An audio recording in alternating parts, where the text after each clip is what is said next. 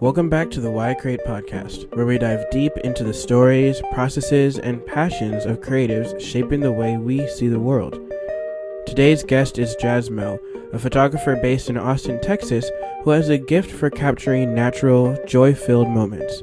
From weddings and graduations to pets and families, Jazz brings an authentic, timeless feel to every frame, transforming everyday life into lasting memories. In this episode, we'll explore how Jazz found her creative voice, what inspires her behind the lens, and how she balances design, photography, and life with creativity at the center. So whether you're a fellow creative, a photography enthusiast, or just someone who loves a good story, you're in for a treat. Let's get into it. My name is Jazz Moe. I'm a photographer based in Austin, Texas. And for work, for my full-time job, I am a UX designer for a cannabis company actually called Hometown Hero. So that's my full-time job. And photography is kind of like my side passion. But yeah, it's been so much fun. What do you do as you said, a UX designer? What does that job entail? Yeah, so basically it's going through the experience of what customers might have when they go on our website.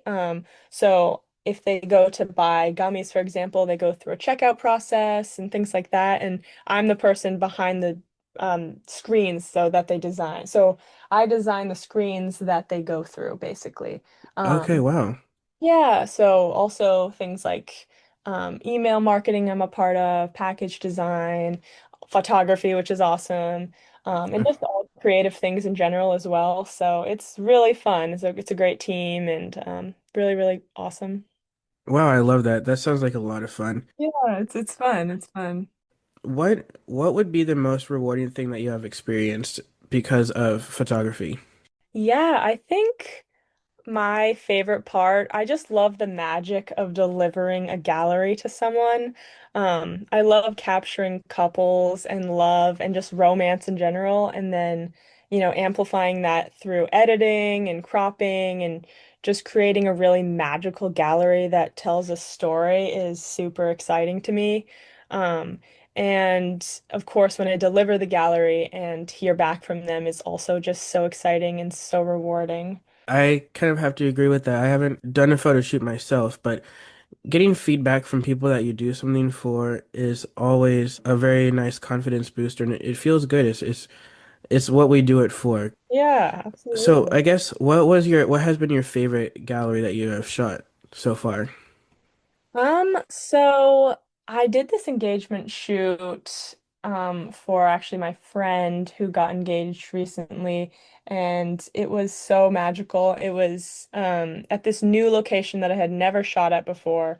But they were willing to try it, which was awesome, and we went out there and the sun was so pretty and just perfect lighting. And they were also so willing to try all the different crazy prompts that I suggested and stuff, which was super fun and made for some really, really awesome photos.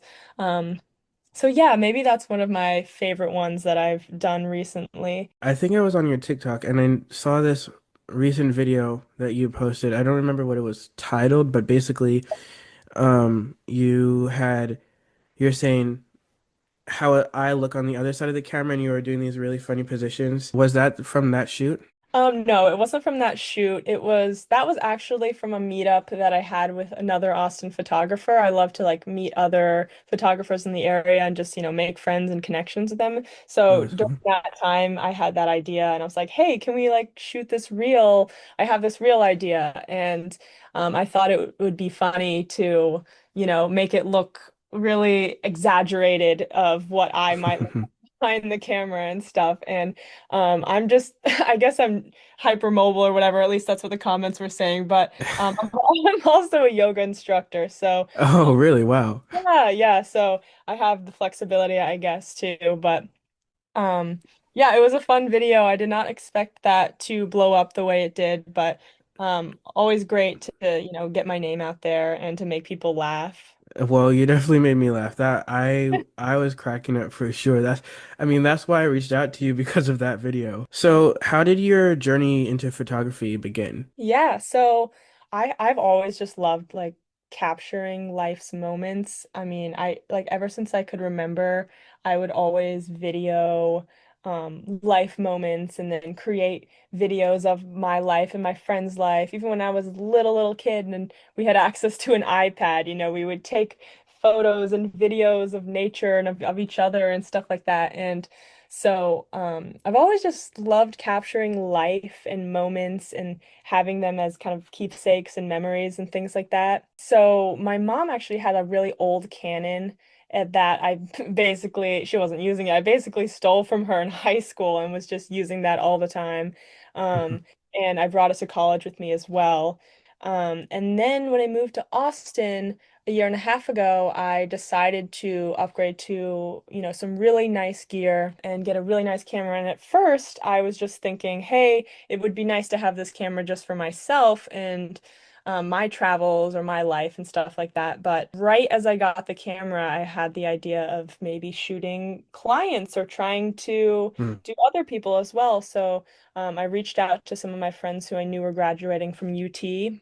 And I said, "Hey, you want me to shoot some free grad pics?" And they were all like, "Yes." So we went to UT, took a bunch of photos, and I just absolutely loved it. I was like, "Wow, this is so much fun. Like, I want to keep going." So that was a year and a half ago. So it hasn't been too long, but since then, I've just been doing it a ton and taking on more and more clients and doing different kinds of shoots like engagements and couples and grads and families and things of that nature. Wow, I absolutely love that. Well, it definitely sounds like you had a passion for it from a very young age, which I mean is really good, I guess, in the sense that you had practice. You were already practicing from 10 years old up until now. So you can bring all of that experience now that you have clients and make something very unique. So you were talking about being living in Austin. How Yeah. has since you just moved there recently, how do you feel like the city has maybe shaped some aspects of your creativity? I think so. And I would say Austin is a pretty creative city, and it's one of the reasons that I was drawn to it because when I was looking for new cities in the country, I was looking for one kind of a creative-y artsy vibe with young people and I feel like Austin gives that vibe a little bit. So I would say maybe it's influenced me in that sense, or just being around more creative people, I guess. I also love pottery, and that's pretty big here in Austin. And so I'm heavily in that community as well, which is really cool. And so I get to be around a lot of creative people in general. From my job to photography to pottery and all that stuff. So I don't know if it's just the city itself or the people I'm surrounded with, but maybe a combo that that helps, shape my creativity and stuff. So Pottery, that's how did you get into that? yeah, well, when I was in high school, I went to a public boarding school for the arts for my junior and senior year, and Okay. that's where I was introduced to like all things creativity, basically.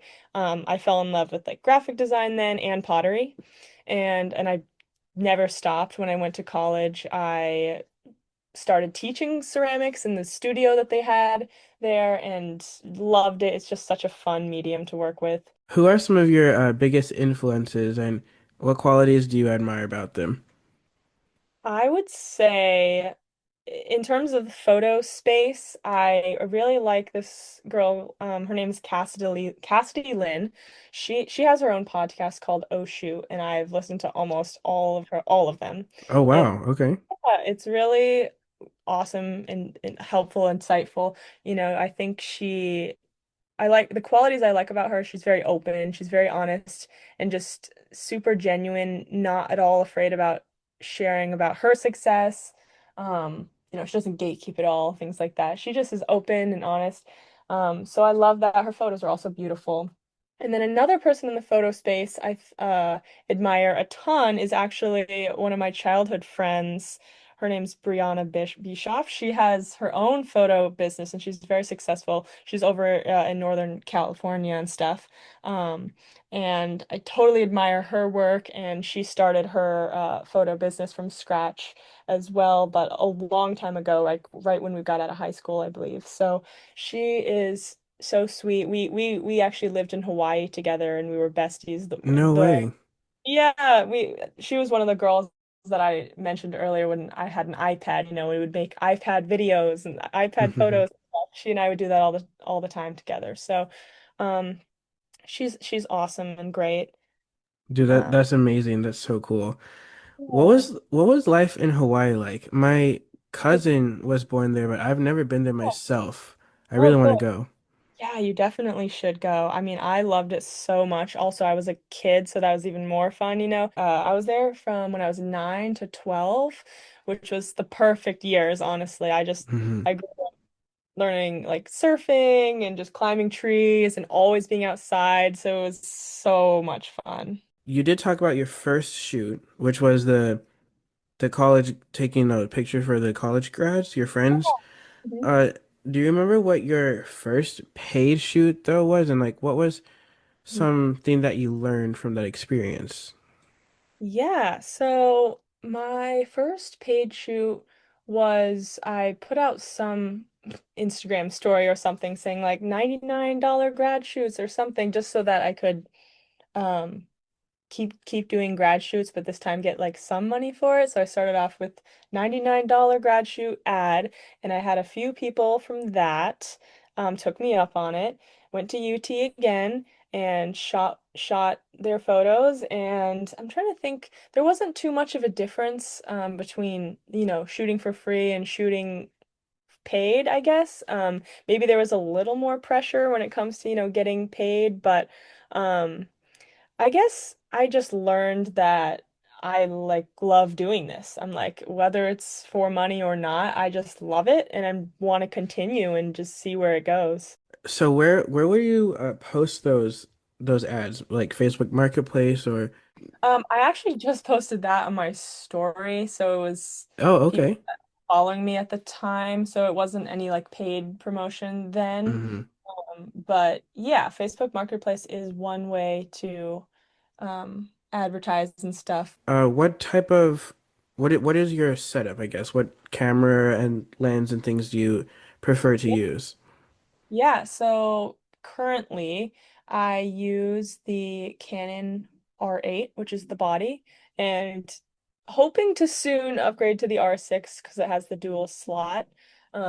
Right now I'm working on the R8, which just has the one SD card insert, which always scares me a little bit, but I haven't had any troubles yet, knock on this wall. And the lens that I use pretty much always is my 24 to 70 millimeter lens. It's just perfect for the aperture is lowest 2.8, which is great for kind of variety of things. I think it's Hmm. great for portraits, all the types of things I do, families, this, that. I do also want to get like a prime 50 or 35 soon, and I've been meaning to do that for a while, but in the meantime, I've been just using my 24 to 70 lens. It's been great with the Canon R8 body, so been doing That's the job. cool. That's pretty neat. I definitely want to get a Canon. I have a Panasonic Lumix right now, a Okay, GH4, cool. which is very good, but I shoot a lot of video and it's not, Nice, nice. yes, it's not, it doesn't really hold up well when it comes to video, but it's very Uh, good for photos. Okay, this is something that I feel like I would be bad at.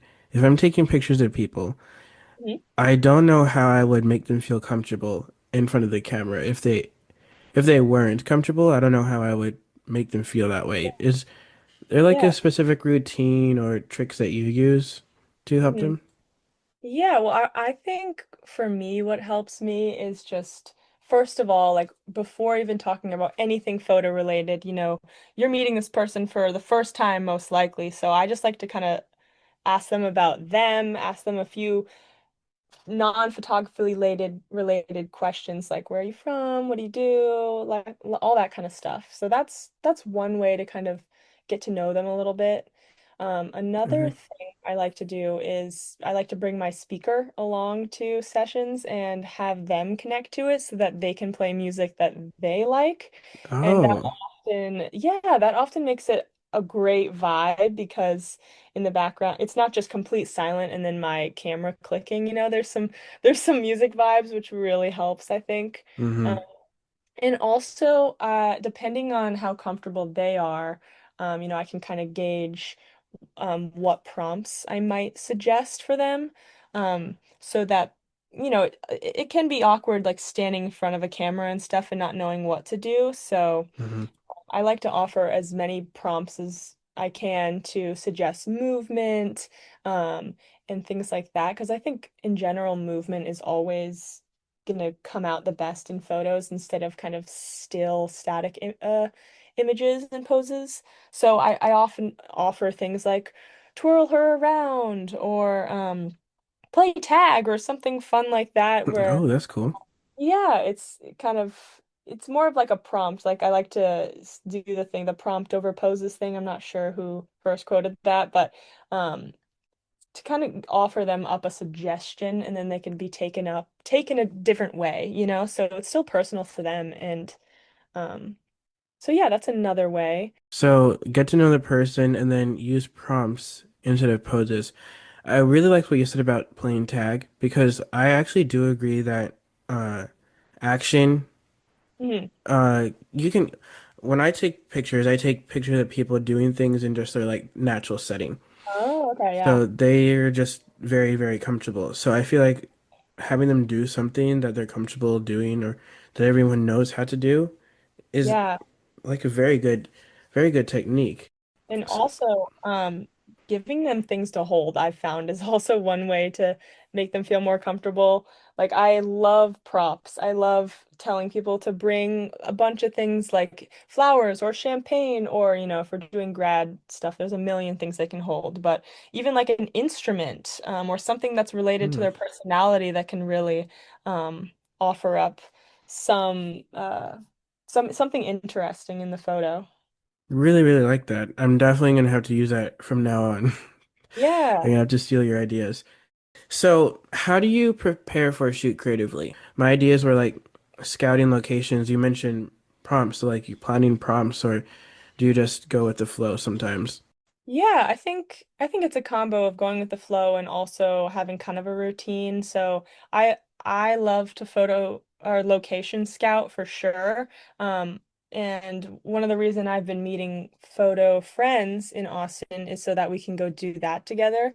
I Oh, love, okay. just going around, or even I'll be driving like randomly and I'll see a field and I'll be like, "Oh my gosh, I think that field could be good for photos." And I will stop along the side of the road and then go test it out before having clients there. So yes, I definitely do location scouts, and then I also have a location guide that I send to people who have booked with me so that has examples in it and stuff so that they can kind of see what the background looks like, and I kind of give suggestions of each location's to help them pick a spot that feels right for them. And well, let's see, yeah, definitely come with a bunch of prompts and pose ideas and um, things like that. Sometimes I like to sh ask them to share with me some photos that they like to help me get like a sense of a vibe. All of those things can help me prepare for a session. What's one lesson that you learned from running your own photography business? Something that you didn't really expect?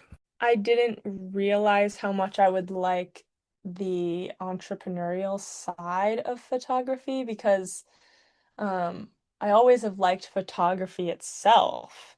And, when you start a photography business, you might think it's like all photos, all photography, but that's the small part of it. And I think the whole other side of marketing and the business side is fun to me. I really do like that, and that was kind of unexpected. I love being able to, wear a bunch of hats, even though my business is super small. Like, I still get to wear a lot of hats. I still get to use my creativity in different ways, use my design skills in different ways. Um, and I also love meeting new people, like making connections. I think I didn't necessarily expect that from being a photographer is just how many people you get to meet and how many stories you get to learn about, which is really cool.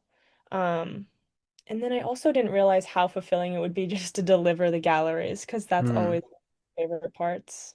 I guess still talking about a shoot, what what would your creative process look like from the concept to the final edit? Well, so once I've booked with a client or they've reached out to me, I will then send them the location guide and we can pick a location together.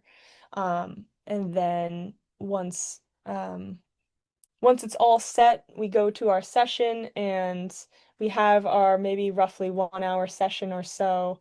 Um, and then I like to kind of get right onto it with editing and things like that.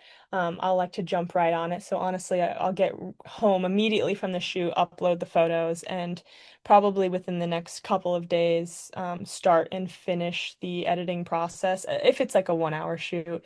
Hmm. Um, I love to jump on it. And um, in terms of editing, I use Lightroom Classic and love using different methods of like cropping and editing to really make a gallery feel like it's kind of telling a story and it's like one big piece of art, sort of.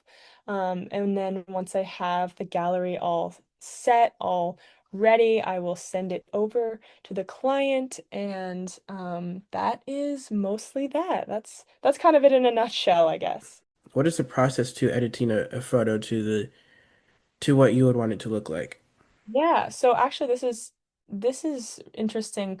Um I have like a bunch of galleries kind of saved or things that I really like and how I want my photos to look. And then I bought the ChatGPT subscription, the $20 a month one, and to Hmm. be honest, that's how I learned to edit. So I would give it an image and I said, "Hey, I want this photo to look like this." And I worked with it back and forth to kind of either make presets that look similar to images that I like, and also tweak things and tweak other presets to get it closer to kind of how I like. And surprisingly, ChatGPT has been super helpful throughout that editing process. And obviously, I'm like learning every day. It's a continual process, and I'm still, kind of figuring out my style. And it takes a while, and I know it's a process that changes, but yeah, I use ChatGPT a ton for that, and it's been super helpful. I didn't really ever think of using ChatGPT to learn how to edit. I mean, Yeah. and work with photos. That is very amazing that it can do something like that. Yeah, it's pretty cool. There's, of course, I use like YouTube and a bunch of other things as well, but ChatGPT has seemed like the most helpful for me. It's just shocking me right now how much AI is progressing in Definitely. yeah, in many different ways. And now to be able to teach someone how to work with photos is really insane. Yeah, it's really cool. There's so much else AI can do with photography that I'm not even like taking advantage of. I know things like certain ones call for you and that kind of thing. I use AI, of course, to like remove things in backgrounds and stuff, Hmm. but yeah, it's just so helpful in the entire process. That is amazing. That's really neat. I was actually kind of curious to know how do you handle shoots that don't go as planned? I think I haven't had any like crazy stories or anything, to be honest. I I mean, feel that's like really good. which is good, which is good. I think the only things really that I can think of are clients that are like a little bit more introverted or feel like maybe a little bit more uncertain about prompts I offer, or maybe just a little shy overall. Um, and I just do my very best to make them feel comfortable and only suggest prompts that I think that they would like to do, and always just, offer up encouragement and saying things like, you're looking amazing, you're killing it. Just always positive feedback throughout, and I think that can help. But because I understand it's tough to be in front of a camera, whether you are a shy person or not a shy person. But yeah, I think really those are the only things I can think of, like a shoot that hasn't gone well. Like my camera has luckily never malfunctioned on me or anything like that, which I hope that doesn't happen. Again, that's very impressive that you haven't had something happen like that so far, and it just goes to show how well planned you are with your shoots. So, what advice would you give to someone starting out in photography? I would say to try new things. I would just say experiment and just kind of lean into what you like most. Um, I would say post things of what you want to shoot instead of what you think others just want to see, because Hmm. people will book what you have, in your social media and stuff. And so if you post what you want to shoot, that's going to have you book more of what you want to shoot, I think. Wow, I like I that a lot. Yeah. I also think just like leaning into your strengths also. We talked about that viral video I had earlier, and that video was really me just like leaning into my natural strengths of like one, flexibility, and two, like making people laugh and just not taking life too seriously. I think like um leaning into what you're good at is one thing, but also leaning into what you like.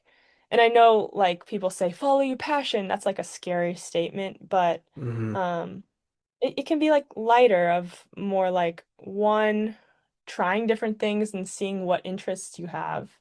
And then two, leaning into those things. It's kind of like the Japanese ikigai. It's like the intersection of what you love, what you're good at, and what the world needs, I think. And what's the other one? Oh, and what you can get paid for. So it's kind of leaning into those things and um yeah, I think that will like lead to more success. That's really great advice. And then lastly, I just wanted you to be able to uh well, have a spot to advertise about like your projects and where people can find you and book appointments and stuff. Yeah, totally. So my Instagram and TikTok are both Jazz Moe Photo. And my website is jazzmo.com. So if you're if you're in the Mhm. Austin or Central Texas area, I would love to connect. Um, that would be so much fun. Well, thank you so much, Jazz, for coming on the podcast. I really appreciate it, and this was a lot of fun. This was so much fun. Thank you so much, David. And that's a wrap on today's episode. A huge thank you to Jazz Moe for joining us and sharing not just her photography process, but her passion for capturing real, unfiltered joy in every frame. If you're in Austin and looking for someone to photograph your wedding, graduation glow up, or even your furry best friend, Jazz is your go-to.